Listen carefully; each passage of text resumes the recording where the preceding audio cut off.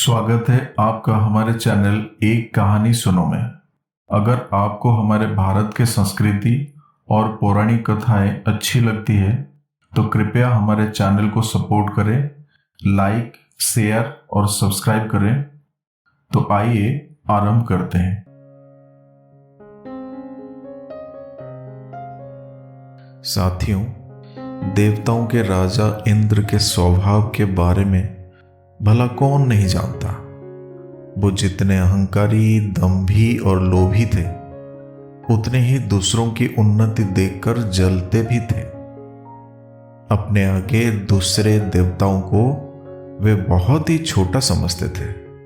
अपने राजगद्दी के विषय में वो इतने आशंकित रहते थे कि जहां कहीं भी कोई साधु संत तपस्या साधना में बैठते तो वो बेचैन हो जाते। उनकी रातों की नींद उड़ जाती थी। हमेशा ये बात सोचकर परेशान रहते कि कहीं कोई साधक भगवान विष्णु को तपस्या में खुश करके उनसे उनका इंद्रासन ही मांग ना ले।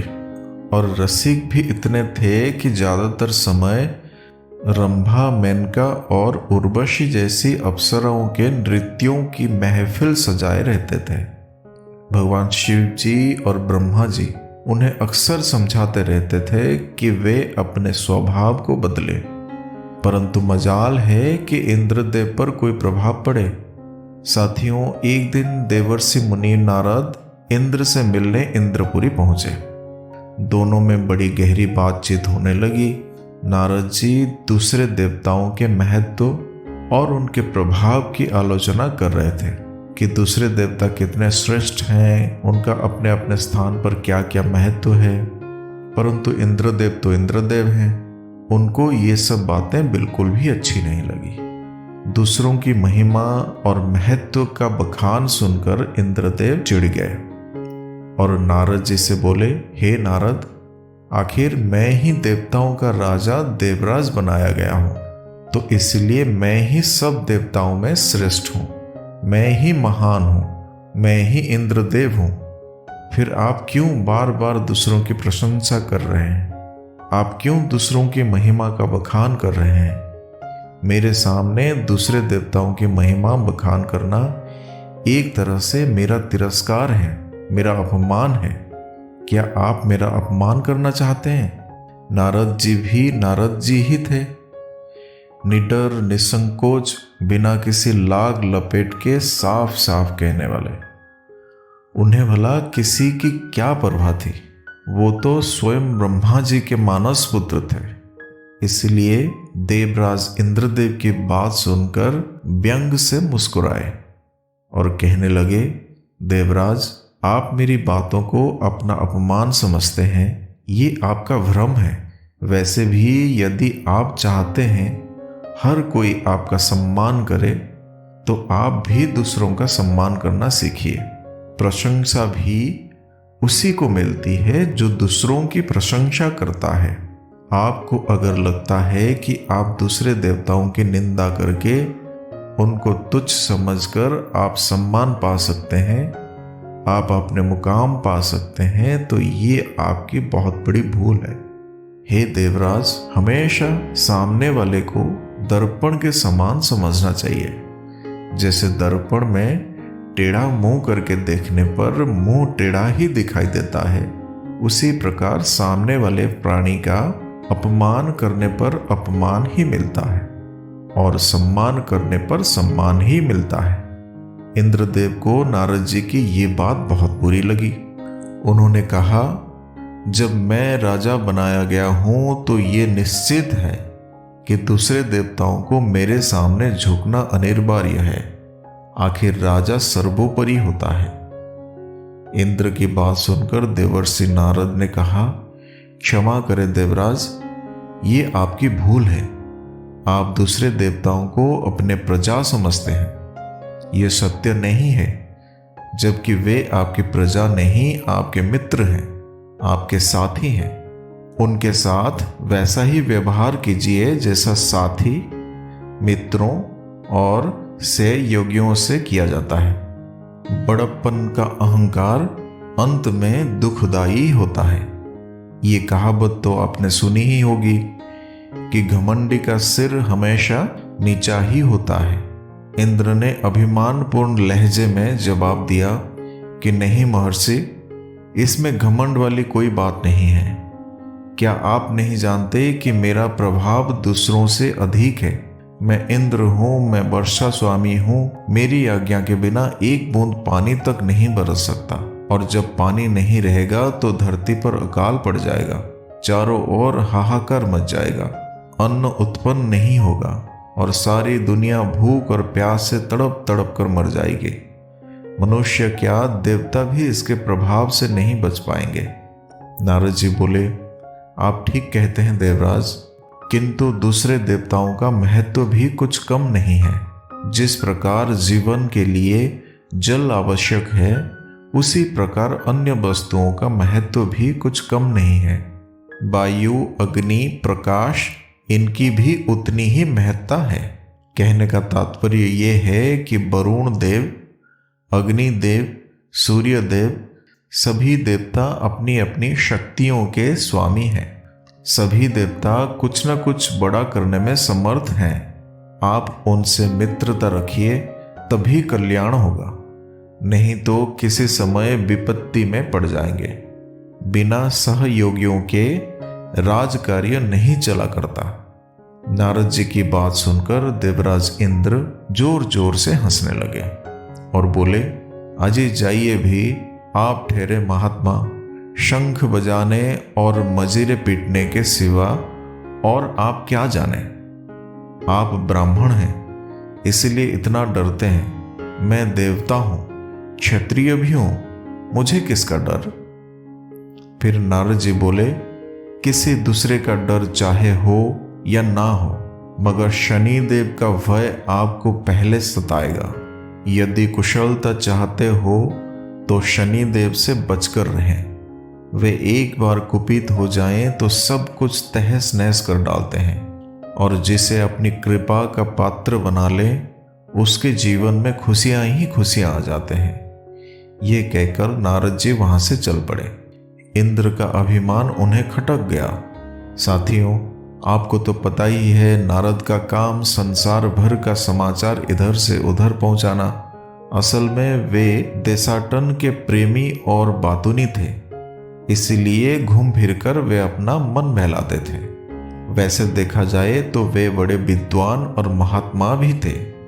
साथियों, अब तीसरे दिन नारद जी घूमते घूमते शनि लोक में जा पहुंचे। शनि देवता ने नारद जी का बड़े प्यार से स्वागत किया, उनका हाल चाल पूछा। तब नारद जी ने कहा, यूं तो सब कुशल मंगल हैं शनि देव, मगर आपने इंद्रदेव कुछ ज्यादा ही अहंकार और घमंडी हो गए हैं। अपने सामने किसी को कुछ समझते ही नहीं।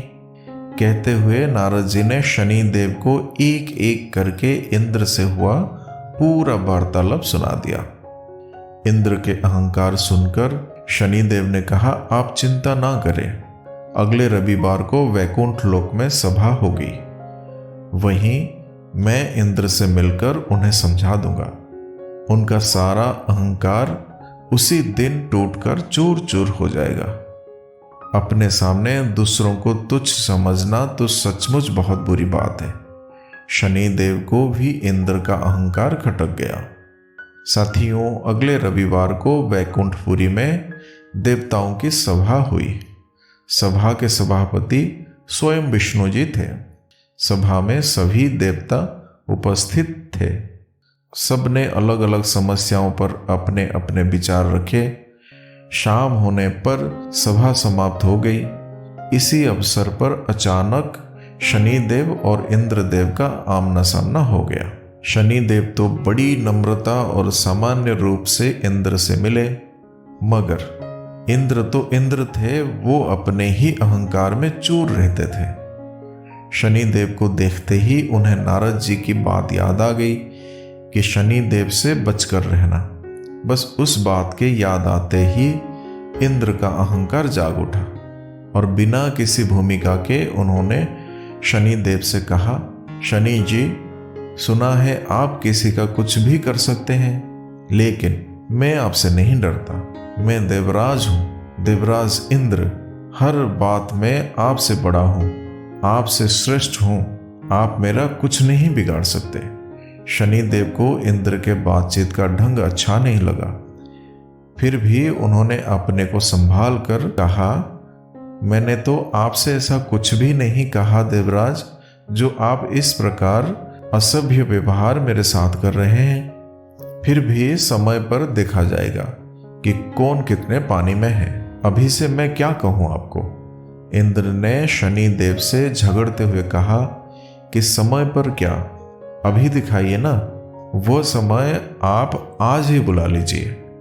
मैं देवराज इंद्र आपका सामर्थ्य देखना चाहता हूं। इंद्रदेव अकड़ गए, मानो व्यर्थ का झगड़ा मोल लेने की ठान लिया हो। साथियों, वो कहते हैं ना, विनाश काले विपरीत बुद्धि, अर्थात जब किसी पर बुरा समय आना होता है तो उसकी बुद्धि खराब हो जाती है। वो उल्टे सीधे काम करके स्वयं को मुसीबतों और कठिनाइयों में धकेलने की चेष्टा करता है, और यही इंद्रदेव के साथ हुआ।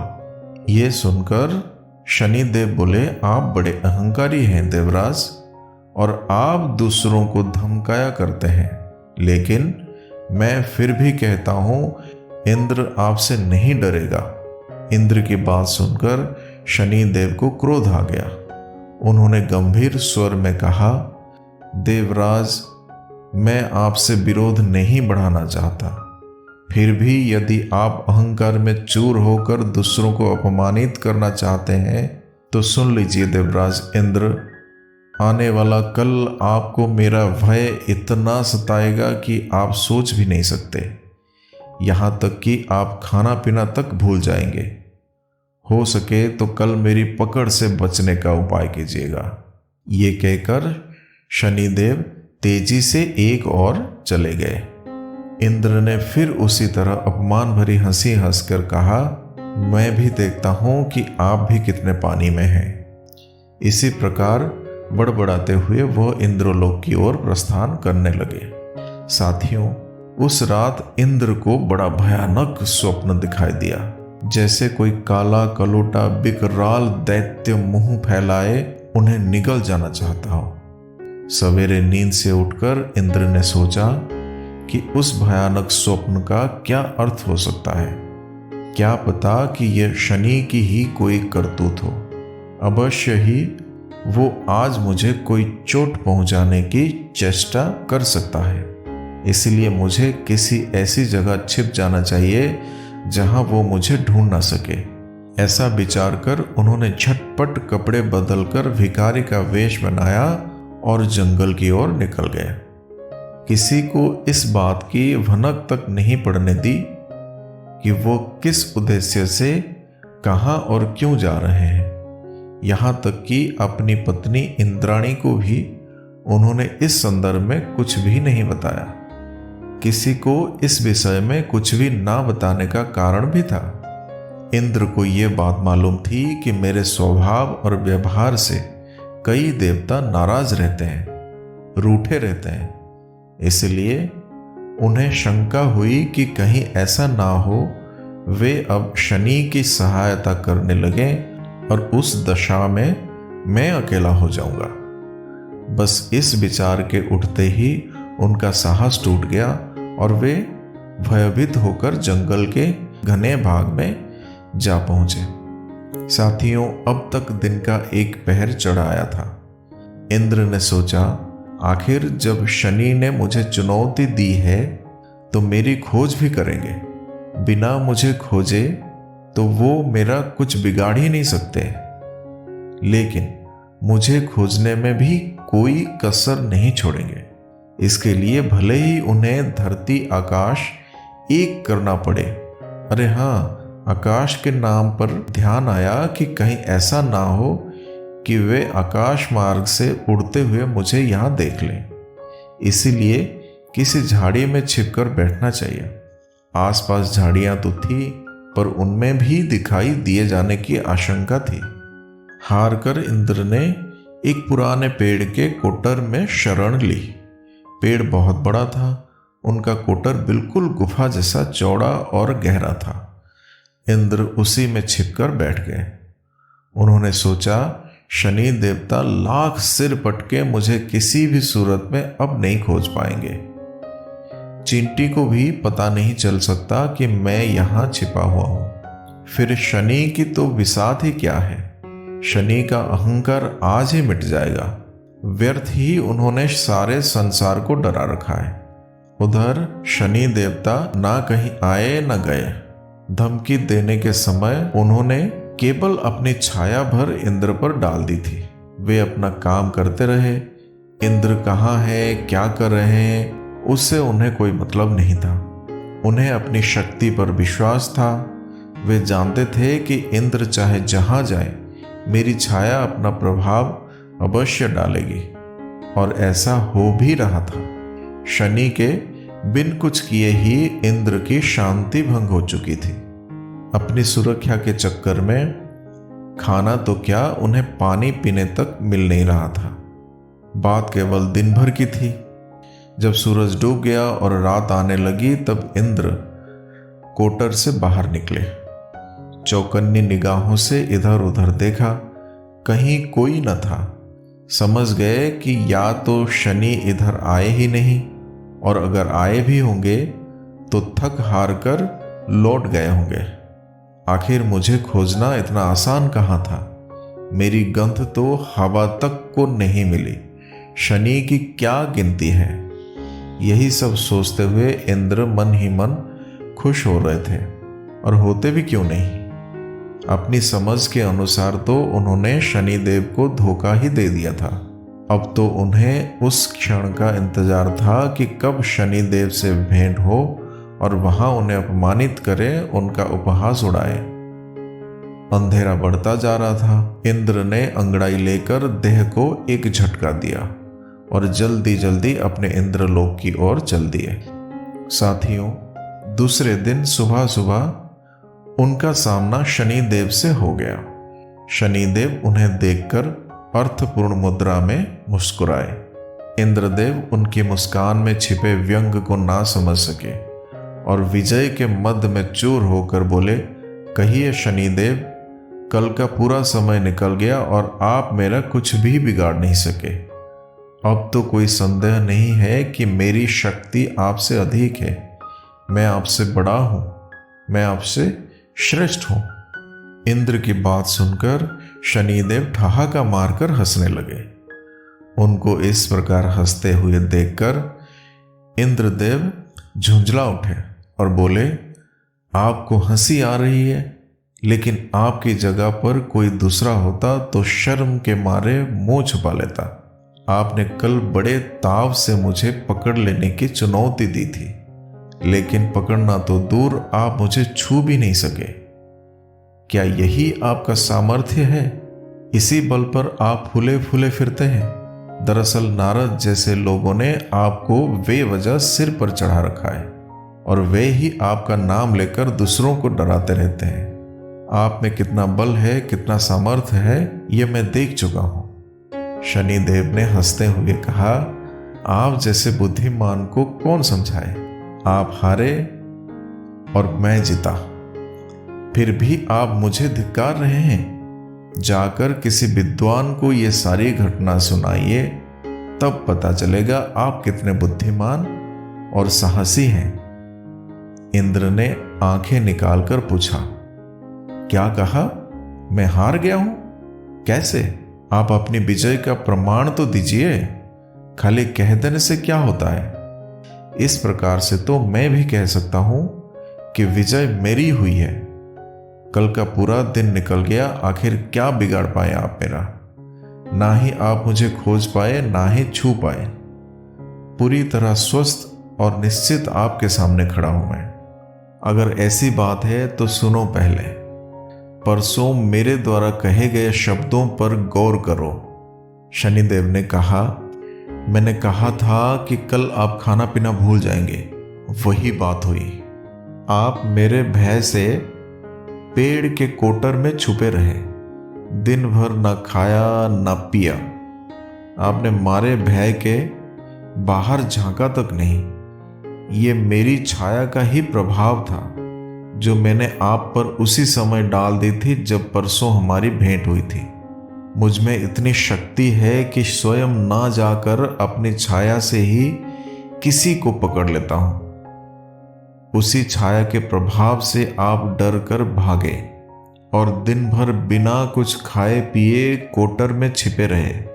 जिसे आप अपनी बुद्धिमानी समझते हैं वो मेरा भय था। यदि भय ना होता तो राजभवन छोड़कर कोटर में जाकर छिपने का क्या कारण था? अरे भय के मारे तो आपने अपनी पत्नी इंद्राणी को भी कुछ भी नहीं बताया। जरा सोचो कि जब मेरी छाया ने ही ये कौतूहल दिखा दिए और आपका ये दशा हुई, तो यदि मैं प्रत्यक्ष रूप से आपके सामने कुपित हो जाता तो आपका क्या हाल होता? शनिदेव की बात सुनकर इंद्र का सिर नीचा हो गया। हाथ जोड़कर बोले, मेरा अहंकार दूर हो गया शनिदेव।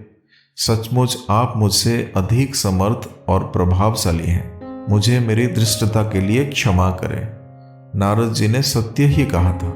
आप बड़े हैं और आप बलशाली भी हैं। शनि देवता ने इंद्र को गले से लगा लिया और बोले, महाराज इंद्र, हमेशा एक बात याद रखिए, घमंडी का सिर हमेशा नीचा होता है। चाहे वो इंसान हो या देवता, उसे कभी घमंड नहीं करना चाहिए। फिर मिलेंगे साथियों अगले वीडियो में। तब तक के लिए अपना ख्याल रखना और हमेशा हंसते मुस्कुराते रहना।